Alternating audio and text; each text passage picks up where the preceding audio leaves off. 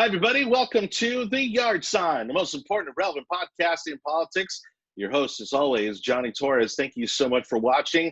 Got plenty to talk about. There's just so much going on. So, of course, as we are now kind of making a habit of, at the end of the show, we'll also tell you what other stories we're watching to kind of keep you in the loop on what's going on. Let's start off with today's topics.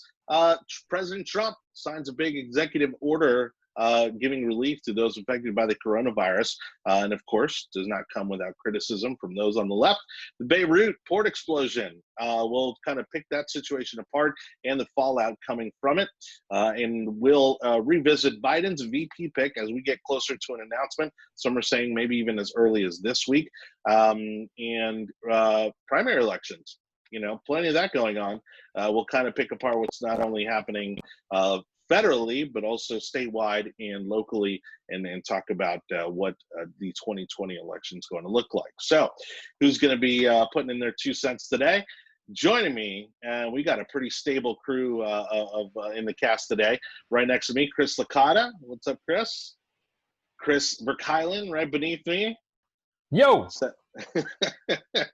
And across from me, as always, Anibal, David Cabrera. What's up, buddy? So apparently Chris Verkuilen and I were left out of the hat memo. So, but we'll just proceed as expected. We have better hair than both of them anyways, right, Verkuilen? For the time being. Careful, mine's kind of thinning over here on this side. I'm not taking my hat off. It's not a good day.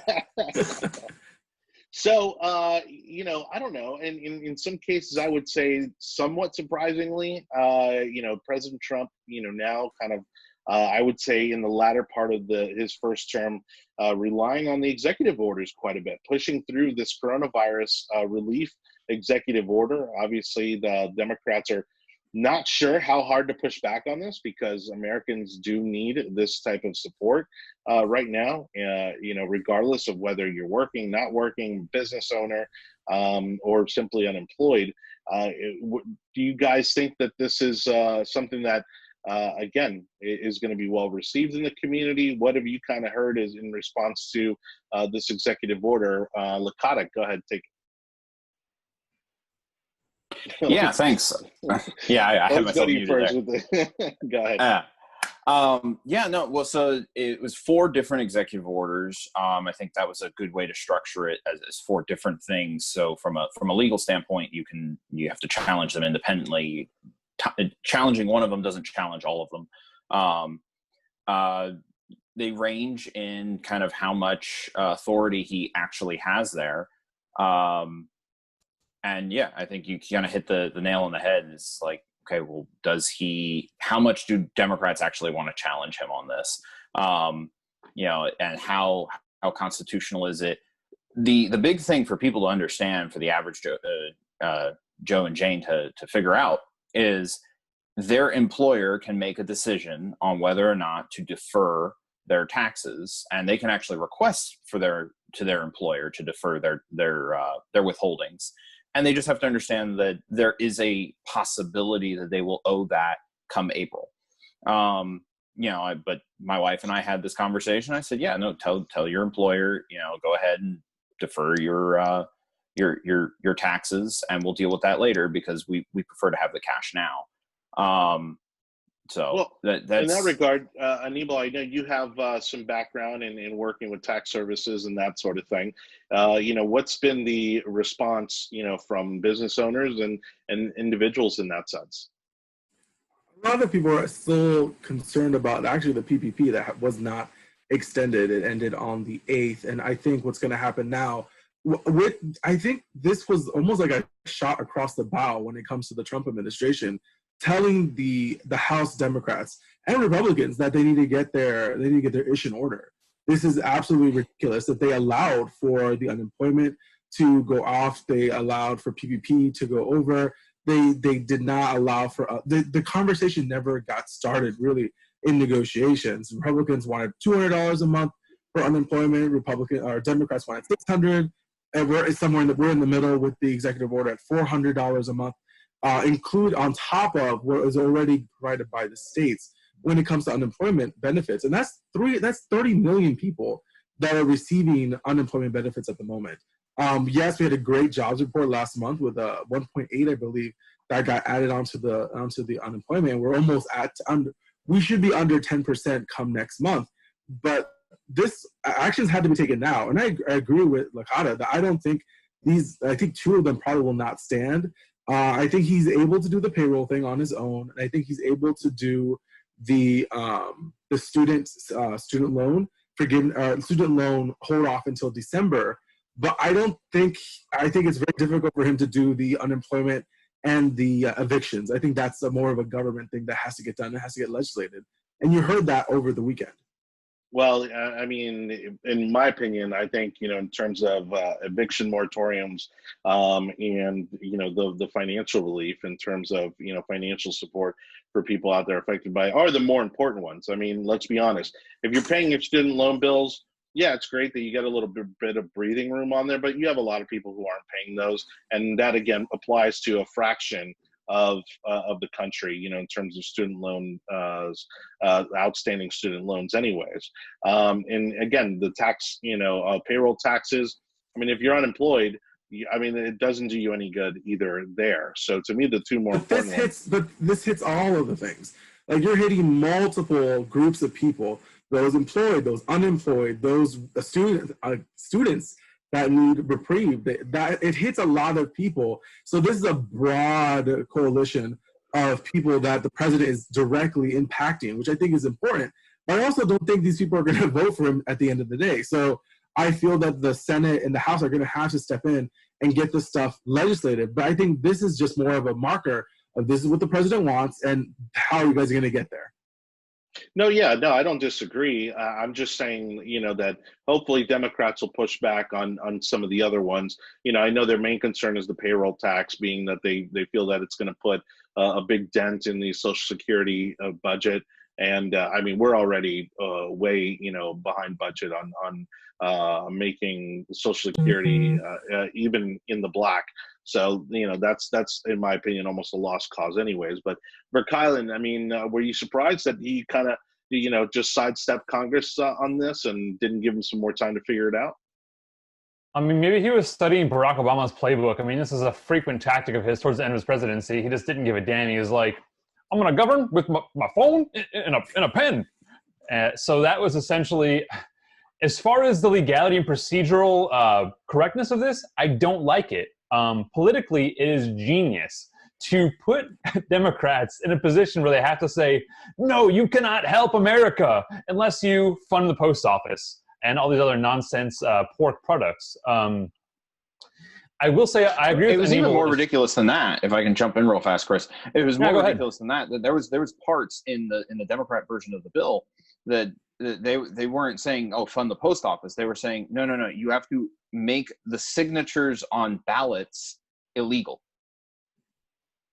Like some of it had nothing to do with funding. It had everything to do with political games on the upcoming election. So it's no wonder that, at the end of the day, the relief that a deferment on taxes, on payroll taxes does, and and unemployment benefits, I think the American people will be okay. The big thing, I think, is going to be, if we're trying to stave off an economic situation that snowballs out of control very quickly, is if we don't get in front of the rent crisis, and that's what I think he's trying to do with the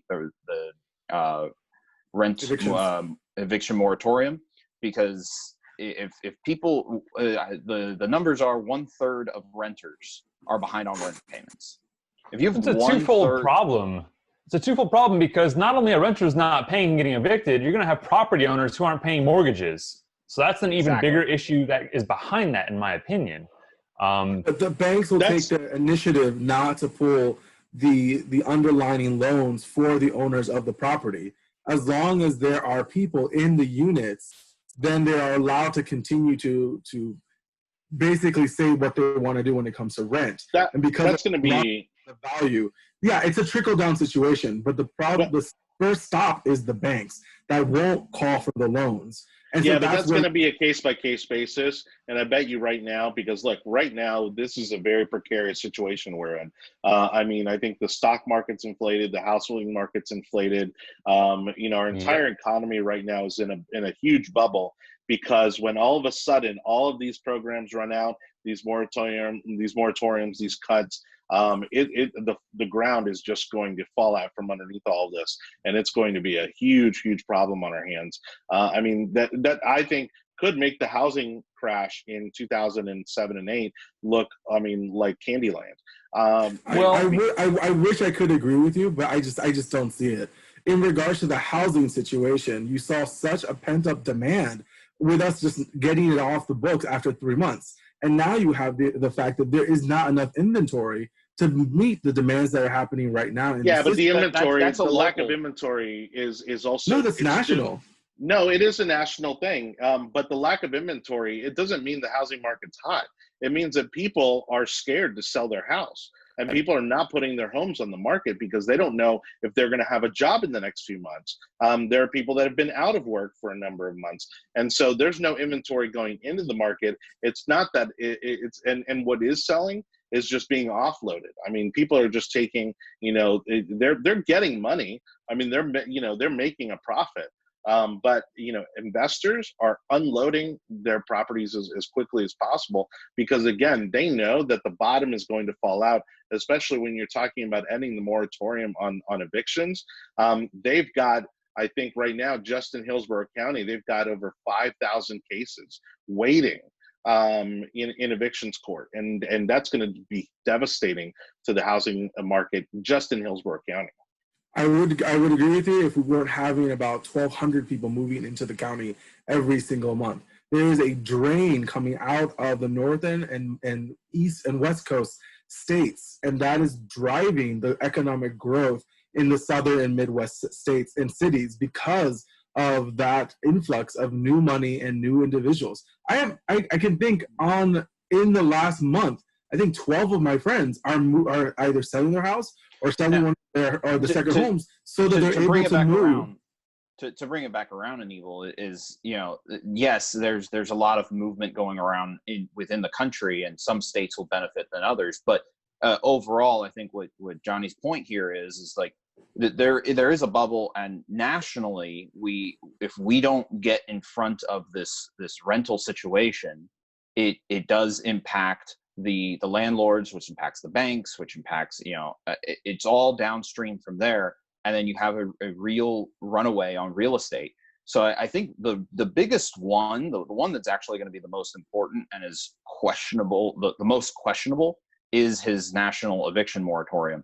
And that, I think at the end of the day, economically, that is the biggest one, because he's trying to get ahead of this bubble. He's trying to prevent a snowball from forming and rolling down the hill and crushing all of us. And I don't think he has the powers to actually ask for that. I think it's going to have to go through the House and the Senate legislatively for the moratorium when it comes to evictions.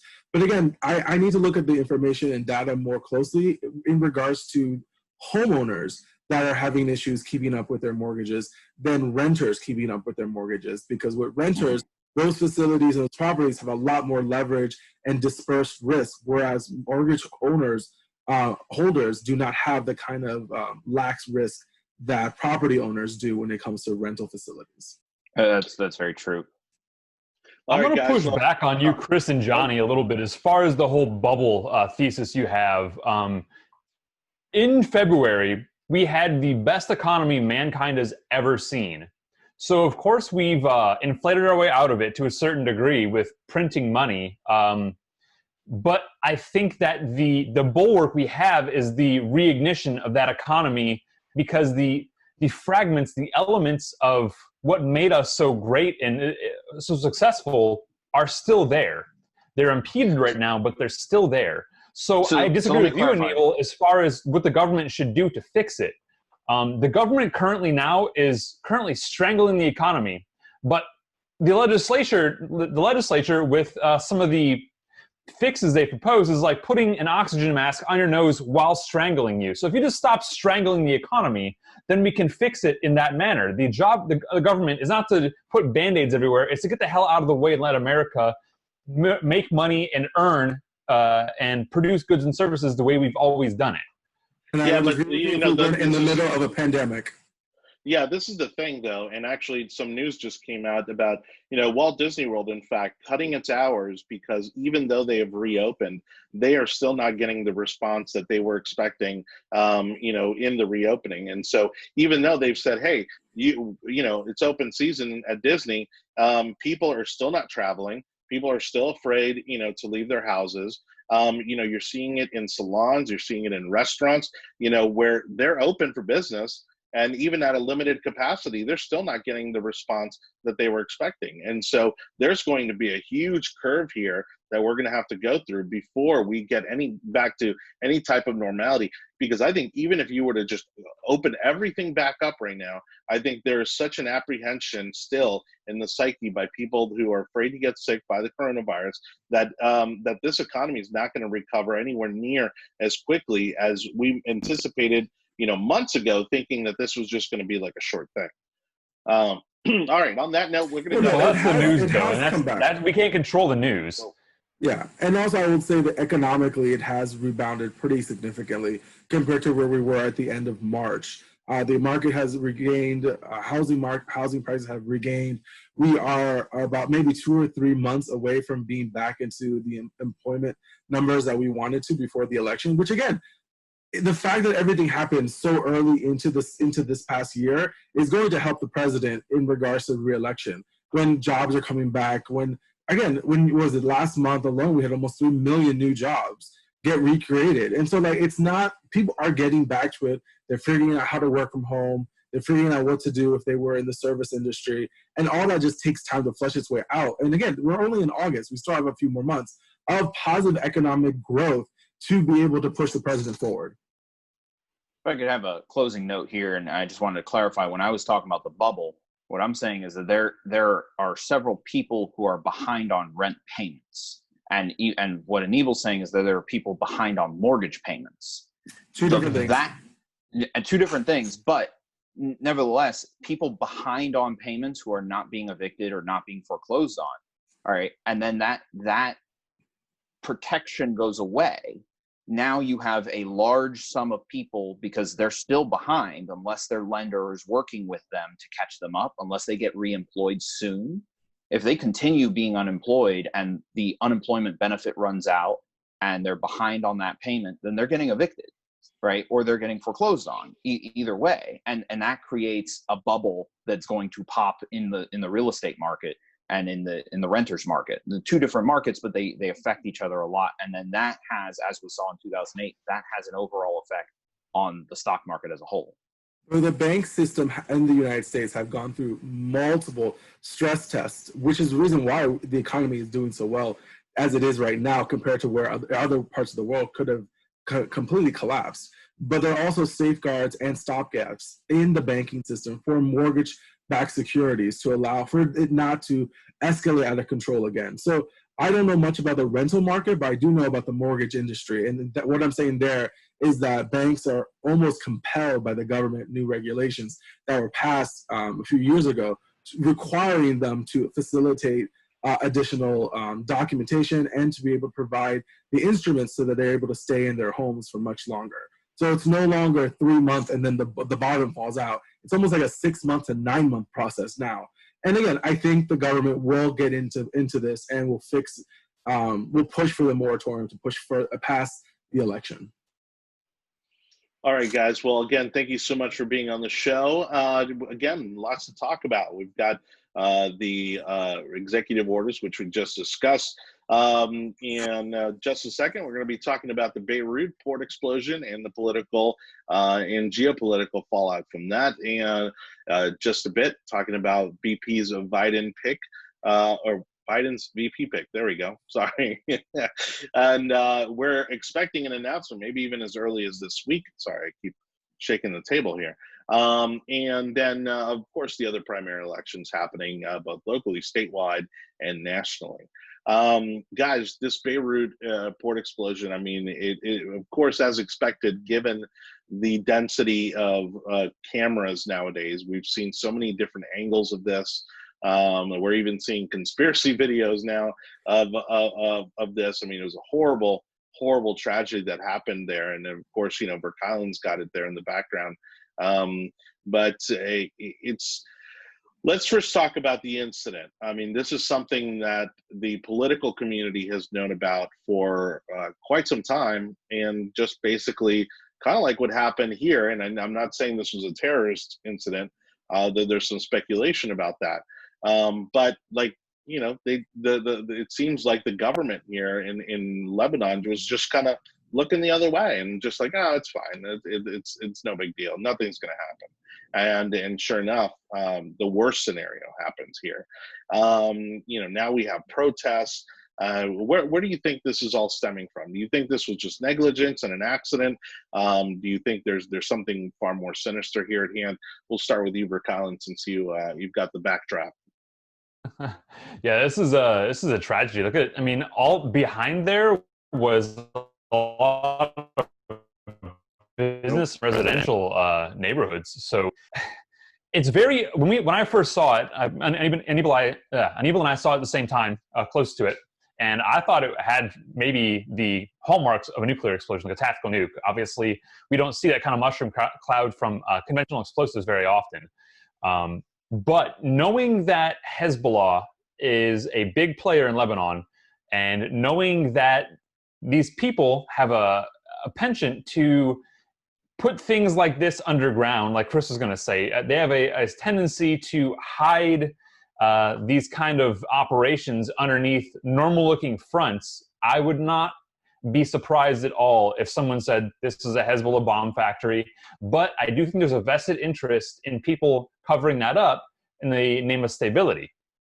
No, look, I mean, again, we may never know, given just the size of the implosion or explosion there. We may never know the true, reason that it occurred.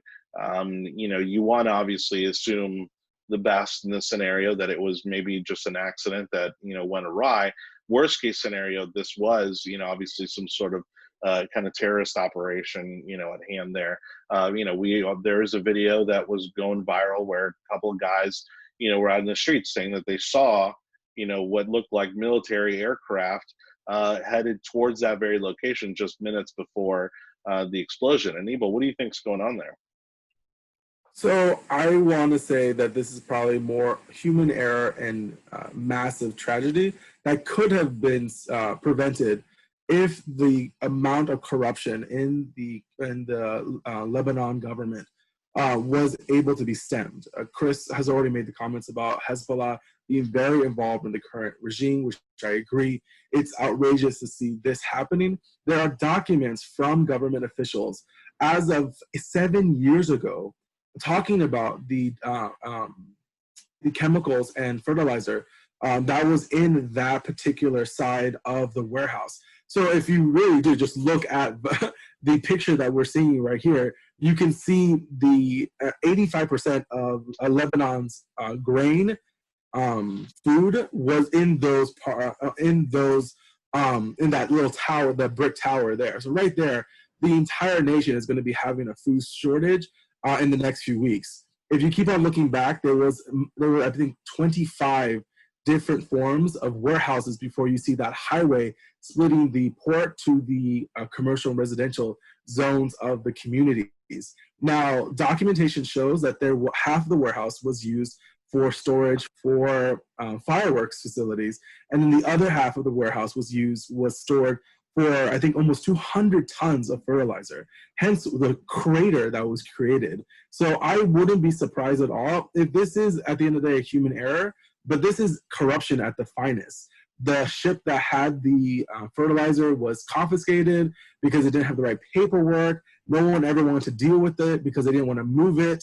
I wouldn't be surprised the amount that was originally there is no longer the amount before the explosion because you use those chemicals for explosives. So again, all of this is just complete human error, and to show what happens when an inept government is responsible for the safety of their people.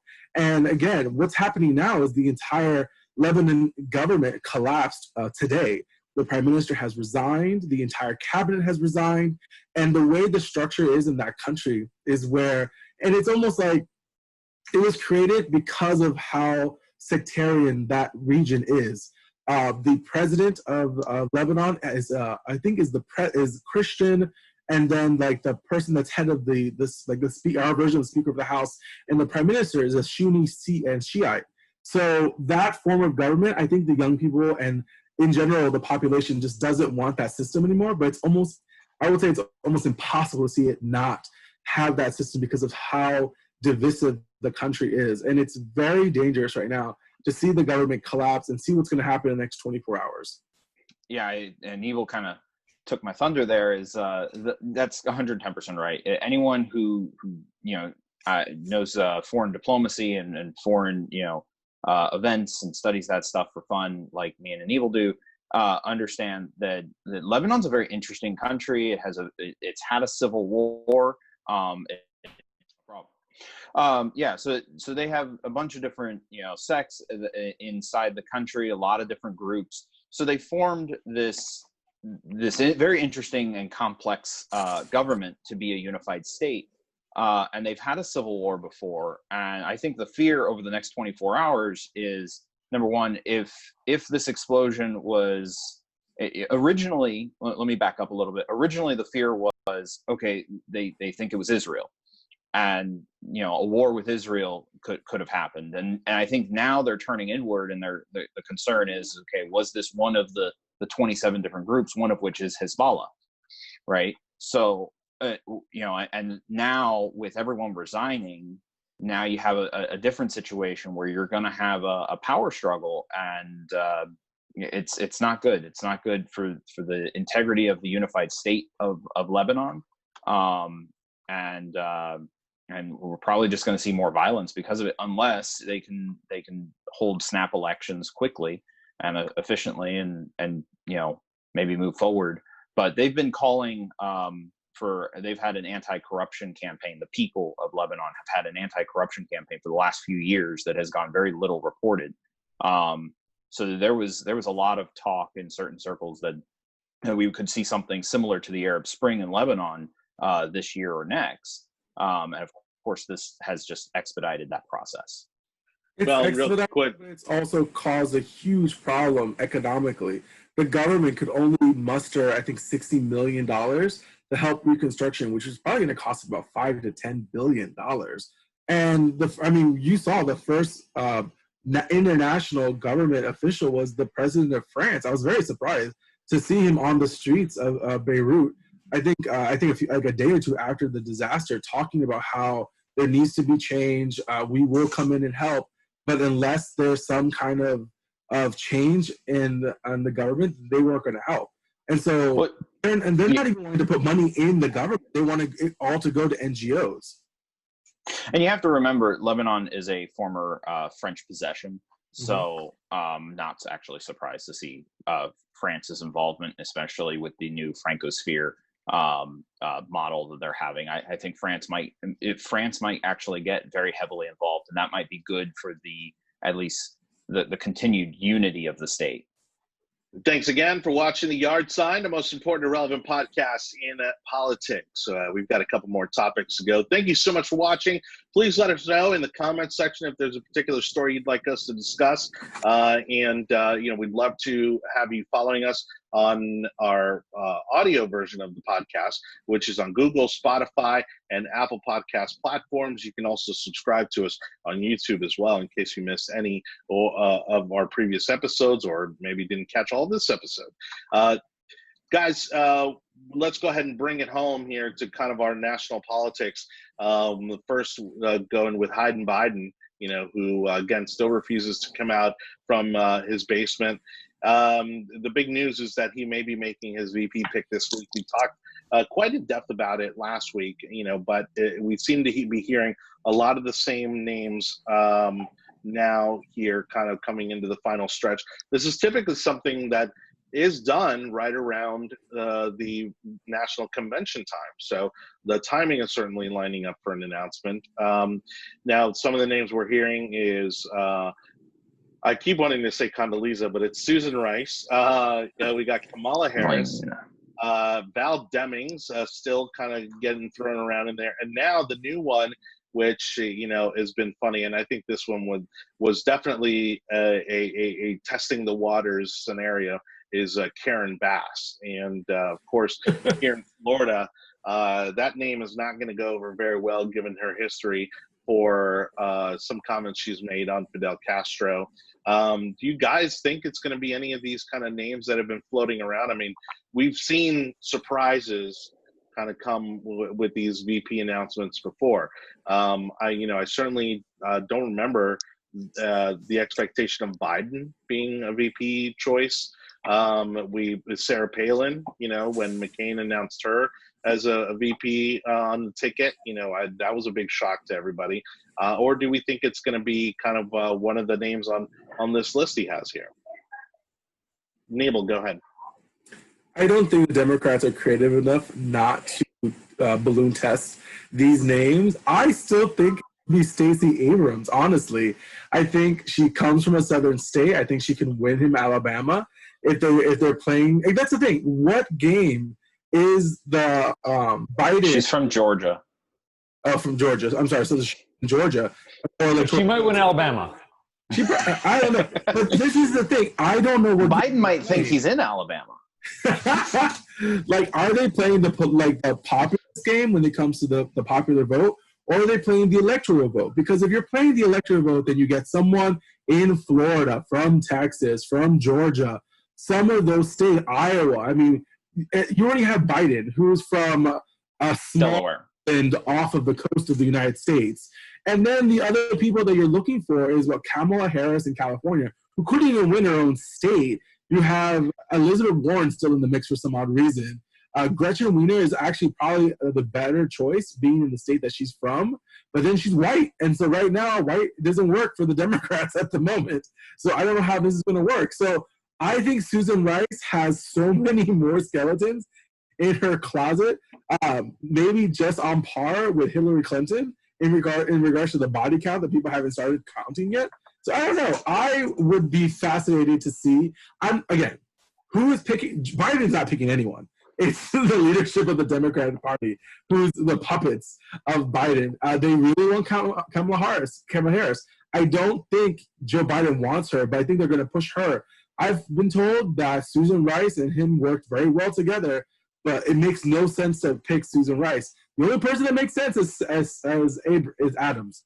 Well, I mean, and I'll agree with you in the fact that, Rice has a lot of baggage. I mean, she's certainly the more diplomatic of the bunch.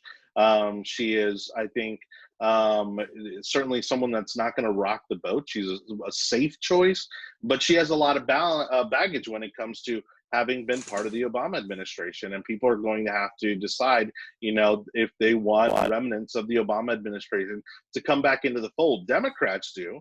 But I don't think she gets it done for progressives or the far left of the party. Whereas someone that's a little bit more of a fighter, now you're looking at a Karen Bass, who I think appeases the far left, but not the moderate wing of the party. And then you look at Abrams. I think Abrams would placate both the far left and the moderate left of the party.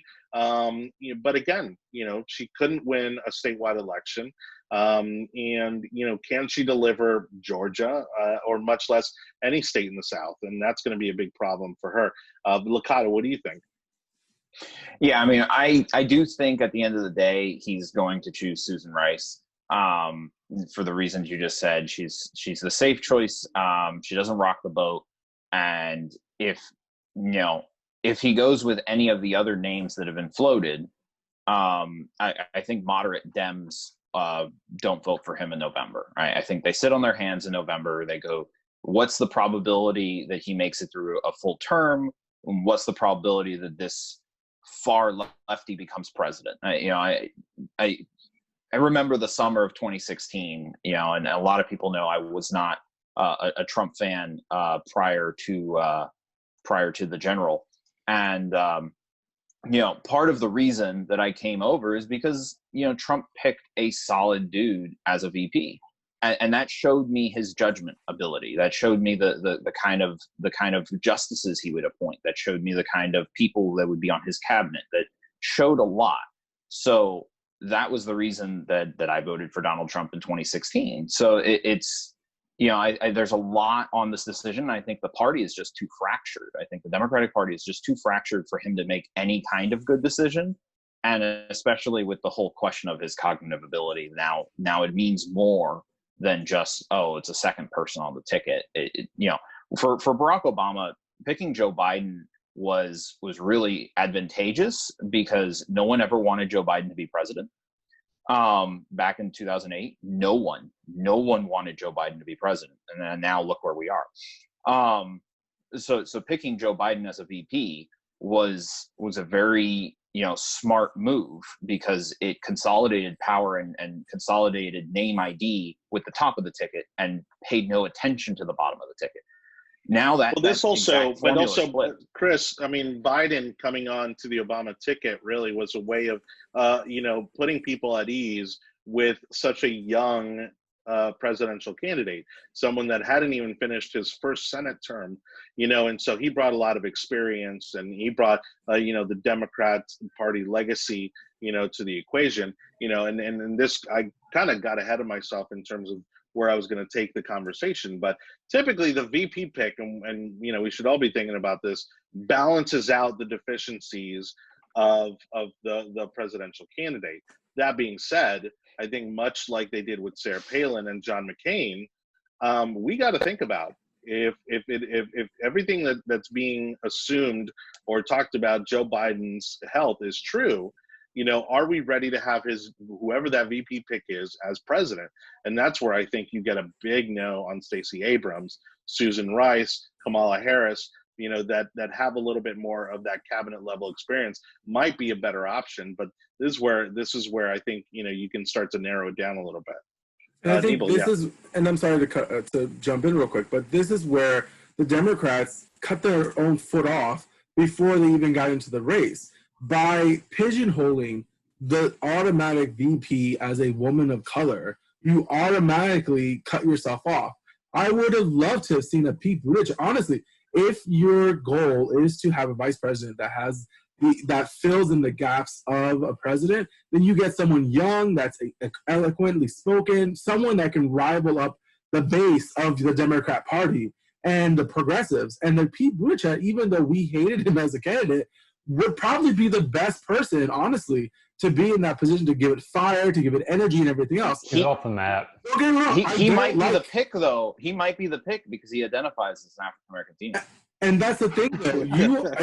Now that you've pigeonholed yourself as a Democrat to these candidates, and all of them are horrible picks, whereas before you did it, the Republicans and Democrats didn't do it before then. They didn't give you a notion, it's going to be a woman. It's going to be a woman of color. Placating to your base. Not point of a vice president. It's to build, to show. I think that's a really good point. Pete Buttigieg would be a real smart pick to put on the ticket, but like they've already pigeonholed, they've already eliminated that option. And who was the guy from Texas? The non-Hispanic. Beto, dude. That's the thing. You would have, and that would have solidified the ticket that we see now. But Kamala Harris has a problem with she was an AG. You have a problem with Val. You have a problem with a lot of these people that it will never work because now police are bad in the progressive wing of the Democratic Party, and you're going to piss them off. You get a Kamala Harris, you're going to lose the 5 to 10% of the progressive left that is not going to want to vote for someone that was in the police department. Well, I think you make a good point in terms of, aside from obviously the limitations they put on themselves, ideally in this kind of a situation, to put the public at ease, you would want a congressman, a senator, or a governor, that has, again, some of that experience to bring to the table, and none of them do. Other than Kamala Harris, but again, given her past as AG, is very controversial, and given the current environment, the anti-police sentiment out there on the left, I think you'd find it really hard to bring, that far left fringe into the fold to vote for someone like Kamala Harris. Licata. Even someone like Gavin Newsom out in California would, don't get me wrong, I would vote for that in a million years, but it would balance out the ticket. He's, younger, he's full of energy, he's from a safe blue state, so he gets the blue check mark next to his name. So I think progressives would be welcoming to that. I think it would balance out the ticket and he's not like a super, he is a super crazy progressive, but the Democratic middle doesn't think of him as a super crazy progressive. You have to remember, he said nice things about Donald Trump giving him ventilators, so that's a campaign ad right there. So you just cut off Gavin Newsom right there. Yep. But that's definitely somebody. That's definitely somebody we're going to be talking about in the next 4, 8, 12 years. He's too full of himself to not be in the conversation. I mean, the guy literally looks like a dejected Hollywood celebrity, that basically, sought out politics as an alternative career path. I mean, the Democrats haven't submitted a good Democrat governor for president in a very long time. It's always been congressmen or senators, and they've always been very short term. So I don't think the ticket, honestly, with all these picks, I don't see it benefiting the ticket whatsoever. If anything, it causes more problems than not. And I'm looking forward to seeing the implosion of the ticket. Which is why he's waiting. Because he doesn't not waiting. He doesn't know that he has to pick someone. That's wrong. Well, that's kind of going to what I was going to say in my bit here. I think as far as the VP pick goes, this is his campaign right now. He gets to sit in his basement and meditate over who he's going to pick. And as far as I'm concerned, there is no enthusiasm in either party about vice president. Like when Trump was picking his VP, I really didn't give a damn that Mike Pence is our VP. I mean, I like him now after I know what he's done. But I don't think VP is something that's going to really push enthusiasm unless it's someone really controversial. And then it could hurt you if it's someone who's too controversial, like Stacey Abrams. I will say liberals and Democrats are not voting for Joe Biden. They're voting against Donald Trump. You have to remember that. Right. When you guys talk about getting the moderate Democrats, getting the extreme left on board, as far as this is an anecdote, obviously it's not statistically relevant, but that's our podcast, not relevant. As far as the my orbit, I don't know many moderate leftists or more moderate Democrats. I will say the majority, I'd say 5 or 7 to 1, are more extreme left. So I don't think that picking someone moderate is going to help Joe Biden a whole hell of a lot. It's just like the protection from. Sorry, it's just like the aid Trump's going to get. It's like the aid Trump's going to give out. Yes, the financial support. No one's going to. It's going to save the people from leaving our party. Is what's going to happen. No, I completely agree with you, Chris. That it's only going to stabilize, if anything else. I will say though, for some reason I know a lot of progressive lefts and very far left individuals, and the fact that you're thinking of Kamala, you're thinking of Rice, you're thinking of Elizabeth Warren or even a Val is so detrimental to them that they won't vote. They won't vote for him. They won't vote for either party. And I think that's where there's going to be a line in the sand of that 2 to 3% that will not vote for Joe Biden because they know they're not going to get anything out of him when it comes to the progressive right. You have 90% of Wall Street that's backing Joe Biden. That's going to be great for the anarchists that are trying to overthrow Portland and Seattle right now, and even Chicago. Yeah. Let me go ahead and throw a little curveball into the scenario here because I've got a new setup here. So I've actually got a second screen running. And just now on Twitter from the New York Times, Joe Biden expected to announce his choice of running mate in the coming days. They're tossing out Governor Gretchen Whitmer of Michigan as a potential contender, which, it makes sense. I mean, I was just saying that, right? You need a governor, a senator, a congressperson, right? But do they shoot themselves in the foot by having promised that it would be a woman of color? So you're going to piss off the black community immediately. Right. BLM is going to be so upset. And again, this could be just another weather balloon test to see what the reaction is with the Whitmer. She is a governor. She is a female. She is from a state that Trump does really need to win, and Biden really needs to win. So it's one of those swing states that it needs to fall into one of the categories for them to win the Electoral College. I think it's the smartest play, but you've built up such a demand for a woman of color that if you don't give it to the masses, the woke left loves nothing but to eat themselves when it comes to the candidates and the people of this cancel culture. And they'll do it to Joe Biden, and they won't care because they don't care. They don't see the long-term effects. So I think she's one of the smartest picks, but within their group, they'll destroy her. I mean, look, let's be honest. I mean, when you look at what the Democrat Party has done to its base time and time again, the Bernie Bros, and the Hispanic community, the Black community, they're not known for really listening to the base of their party. And so in this case, I wouldn't be surprised if that's who they end up going with, because she does check off a lot of boxes and she is a much safer choice than any of the other women that we've talked about. But I agree with you, especially right now in the height of the cancel culture. I think it's very tricky territory to walk back your promise of picking a woman of color. Does picking a woman, take it far enough? Licata and Verkuilen, want to chime in before we move on? Yeah, I want to push back on Verkuilen's comment of that people are going to vote against Trump. A lot of moderate Dems or progressive Dems, the other side's just going to vote against Trump. And the one thing I'll give to that is looking at Jonny's poster in the background from 2012, and I think 3 out of 4 of us, I don't know if you were there, Verkuilen, but we were all there, and it was a fun time. But the thing is, in 2012, which was a re-election year, most Republicans were voting against Barack Obama, and the Republicans had picked an amazing ticket in the then Mitt Romney. Yeah, not today's Mitt Romney, the then Mitt Romney, right? And we still lost. So it's elections are fickle things. It's not a fickle thing though. You had a recovering economy. You had upbeat in jobs reports that were happening. The vice president pick for Romney was not as strong as people thought he was going to be. I mean, he did horrible in the debates with Joe Biden, of all people. And at the end of the day, it's very difficult to oust an incumbent president. We haven't seen it since 42, 41. So, I mean, it has been a while since we've seen that kind of ousting.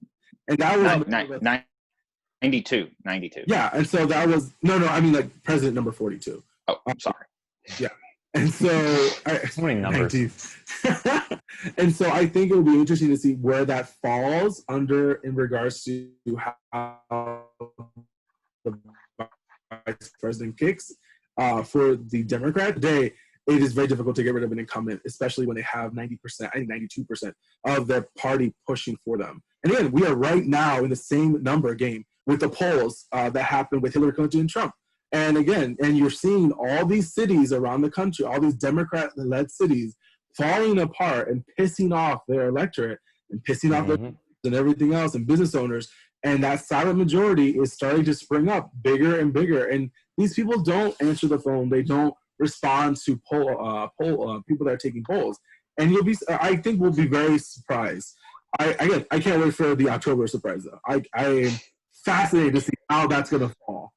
Well, I'll just add this onto what you were just saying, because I actually loved, the Romney-Ryan ticket, but there was such a hunger to pick someone outside of the establishment, Yes. which has obviously led to, the coming of Donald J. Trump, that I think that left really the base of the party let down. I think they saw Romney, establishment guy, long political history in his family, and they saw Ryan, the sitting congressman, obviously kind of what we thought at the time was going to be the future of the party. I certainly never saw him leaving Congress. but they were too safe of a pick. I think if they had brought in some kind of a business person, somebody, again, that was kind of an outsider that would have electrified the base, I think that, 2012 could have been a lot different. But I still don't think you defeat Barack Obama simply for, the reasons that Anibal outlined and a lot more. Verkuilen. Well, I think that the whole tweet you just saw about Gretchen Whitmer, I think that's just Joe Biden in his basement throwing the whole colander of spaghetti at the wall and seeing what sticks. Like, how about these people? Let's see if they like them. And like, it's just his way of yelling up the stairs to his mom, I'm doing stuff down here. I'm getting my work done. And that's like his campaign right now.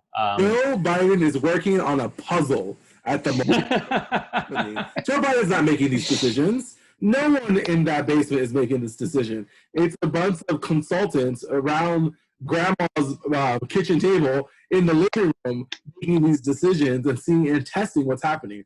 But the thing that focus groups. It's all focus groups. Exactly. Yeah. No, Joe Biden's working on a puzzle. And now let's talk about Gretchen Whitmer. Anyone who is against, go ahead. No, I was just going to say that, you're absolutely right. There's going to be a lot of polling this week on Gretchen Whitmer. They're gonna test the winds and see if there's going to be a lot of blowback, meaning that she's not a woman of color. But again, this could give them a false sense of security that she would be a much safer pick and a much less controversial pick. But again, I mean, you can never predict, what that kind of a decision was going to make. What were you going to say? Being from Michigan, I've seen a lot of hate for Gretchen Whitmer from Democrats and Republicans alike because of her handling of the lockdowns and the mask mandates. She is the epitome of the meme.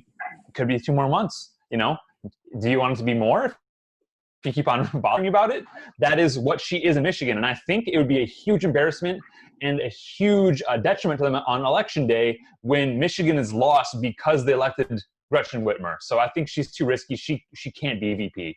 It just depends on the game that they're playing. If they're playing the populist game, then they're gonna get someone that is a female from African American community. If they're playing the electoral game, which they should be playing the electoral game to win the presidency, then they will probably pick her. And if there isn't that much pushback, then they probably will pick her if there's not that much response in tomorrow's editorial pages. But I think they lose the whole election if they pick someone like her. I think that doesn't make any sense at all. And if you pick someone from California or Sarah or Rice, I think it's a disaster.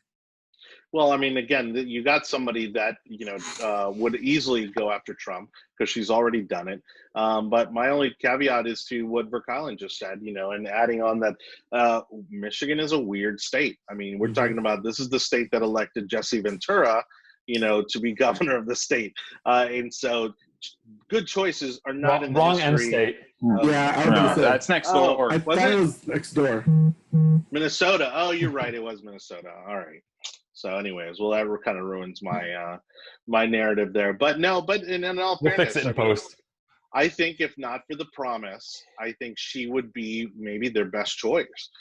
It's just a matter of, and this I can assure you, this is what they're testing, is how much of a blowback. She's the Wicked Witch of the West, as far as I'm concerned. Yeah, could be. I mean, but go ahead. I say the repercussions happen after she is set as the vice president. I think they won't go crazy on her being like that. These next few days, I think there are going to be a lot of glowing reports.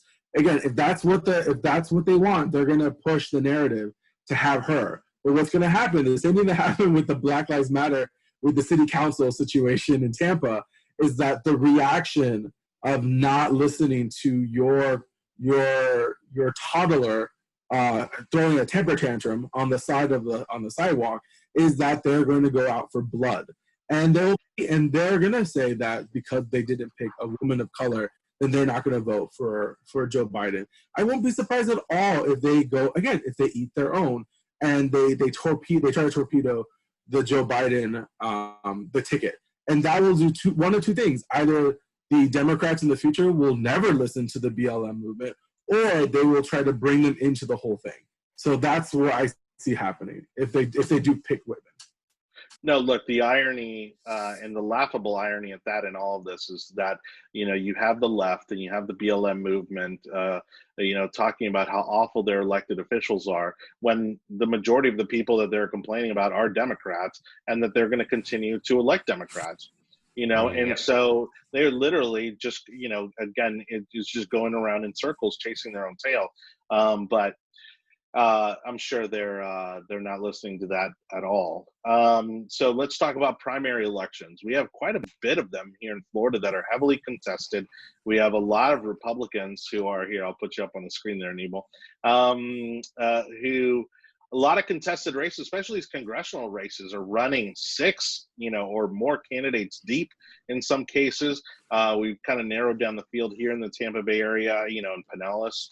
But a lot of Republicans looking to either replace other Republicans or unseat vulnerable Democrats. And the tricky thing is right now is between the coronavirus situation and what's happening in the BLM movement and racial equality and that whole argument is which of these becomes the pertinent issue when people go to the voting booth. Because I think that's going to sway people to your moderates, your independents, to decide whether to vote Republican or Democrat.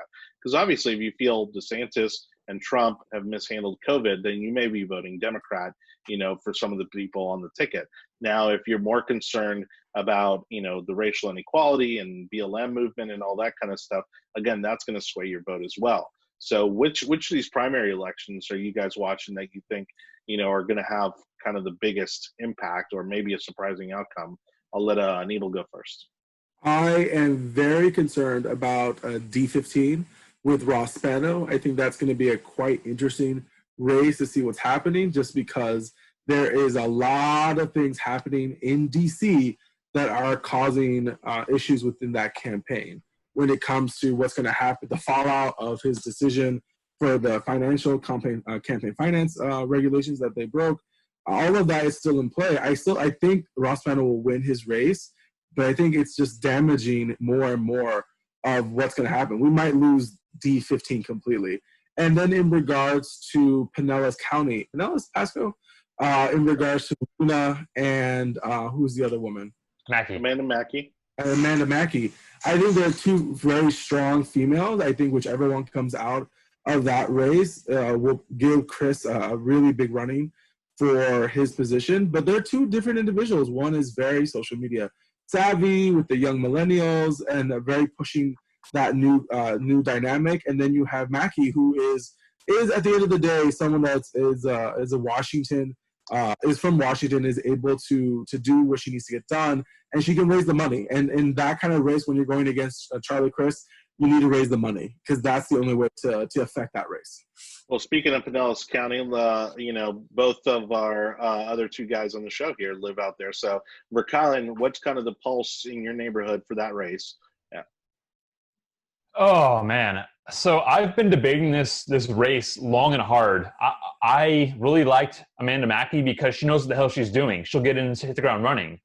I like Annalie because she's an outsider. I actually draw toward the fact that someone has not spent their entire life in this career and doesn't plan to make it their entire career. So, oh man, it is a tough race. I hate to say I don't know yet, but I really don't. I know that Charlie Crist is very vulnerable. And I think that the U.S. House is important to making sure conservative agenda is moved forward coming after the election. I would honestly, I can take guidance from anyone right now on who to choose. Both very strong women. Go ahead.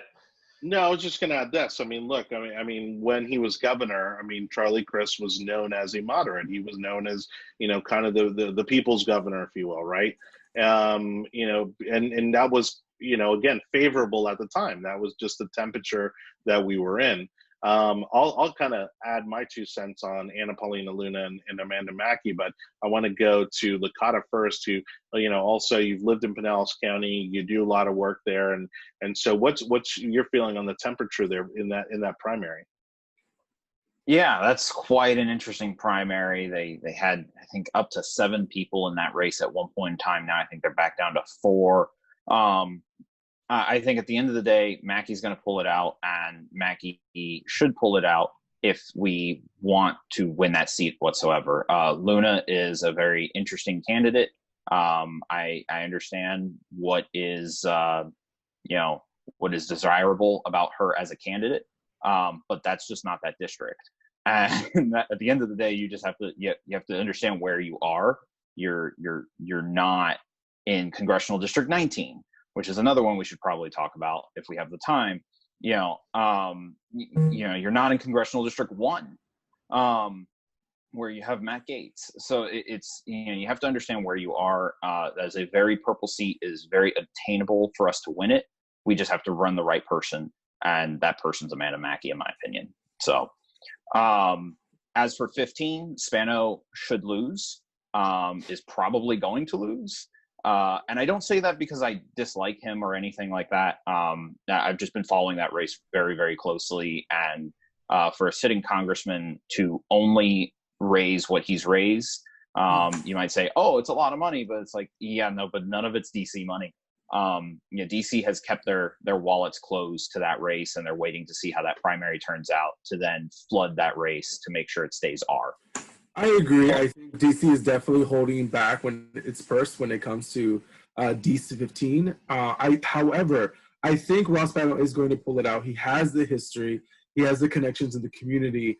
And the person that's running against him is not the strongest candidate. And the person that's running the Democrat seat is not the strongest candidate either. I mean, he left, D59 to go up there, which was stupid. But it gives the opportunity to take back that Florida House seat, D59, with Michael Owen, who's probably going to win his House seat, Florida House seat, and I think that's going to be an interesting one. The other ones I kind of are pretty interesting is the sheriff's seat that I think Boswell is really starting to pick up steam in regards to that particular race. I still think Chronister pulls it out, but I think it's showing how upset some of the base is with Chronister. For as much love as we gave him in the last election, a lot of people are very upset. I don't think he'll lose, but I think it shows that he needs to come back to the base.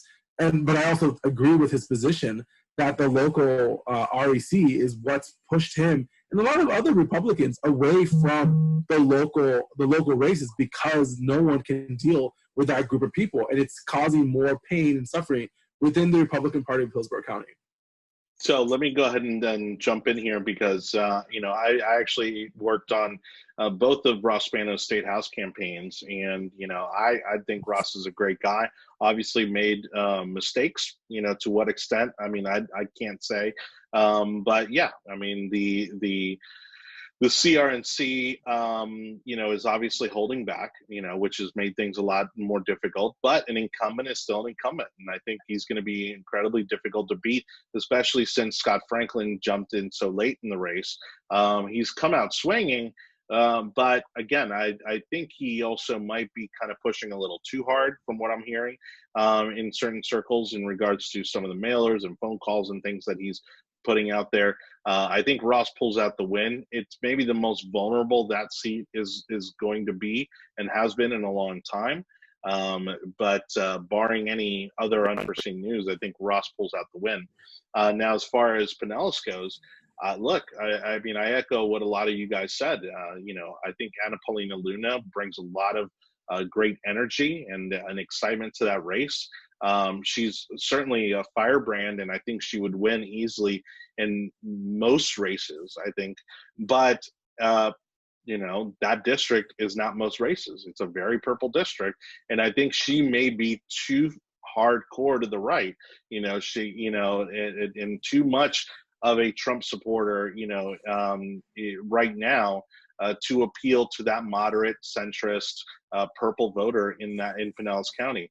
Whereas Amanda Mackey has the experience, she has the pedigree, which obviously some have used to attack her. But I think it's also what makes her a much better option in my eyes to someone who may be reconsidering their vote for Charlie Crist. So I think Amanda Mackey pulls out the win. That's going to be my prediction. As to whether or not she can beat Charlie, man, that's such a steep hill to climb. Yeah. And we'll cross that bridge when we get there. The question should be is which one of them can beat Charlie? Which one's more likely to beat Charlie? And I think Luna. I think Luna would be more able to rile up the base than Mackie. I love both of these female candidates very well. I think this is going to be a test in regards to how social media plays in local races. I think they're putting a lot of money in local races when it comes to social media, especially now that they can't really campaign like normal. So it'll be interesting to see who wins that. But whoever gets out of it will have to literally do door to door in the last 2 months of this election cycle to pull out a win against Charlie Crist. Yeah, and other than that, the other race, and I'm not able to get too deep in the weeds there, but just kind of on a personal note, Byron Donald's running, who we've actually interviewed, the yard sign has, here, seemingly kind of the front runner right now. It's going to be a pretty close race between him and Dane Eagle, both great choices. But again, it's going to be interesting to see how that pans out because it's both guys really qualified for that seat and bring a lot of youth and energy, to that part of the state. And so I'd be happy with either one, but obviously you got to vouch for my boy Byron and hope that he pulls out a W. Guys, we got to wrap it up. Well, we've kind of gone a little long today. Thanks again to the Chris's, Verkuilen, Licata for joining us on today's show. Never a dull moment with you guys. And of course, as always, Anibal, Cabrera. We will be back next week. Really quick, if you can, in just a single word answer, what story are you watching, Anibal? Belarus and Hong Kong's new criminal laws. Okay. Licata. Primary elections in Florida. All right. Verkuilen? We've covered them all. Make America skate again. That's what we're worried about right now. All right. I'm watching the sports situation still, especially when it comes to college football. Yes.